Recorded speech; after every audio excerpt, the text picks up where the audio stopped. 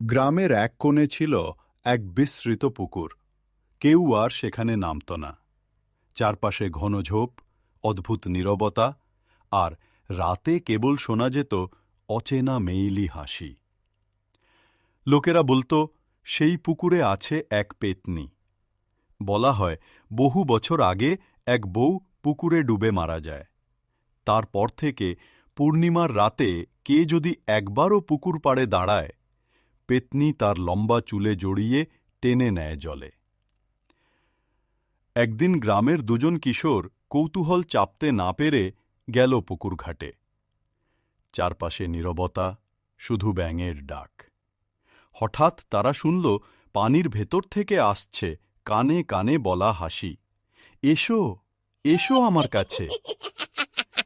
একটা সাদা শাড়ি ঢাকা অবয়ব পানির উপর ভেসে উঠল।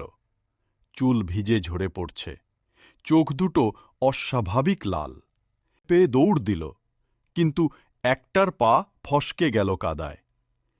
পেছনে তাকিয়ে সে দেখল পেতনির হাত লম্বা হয়ে তার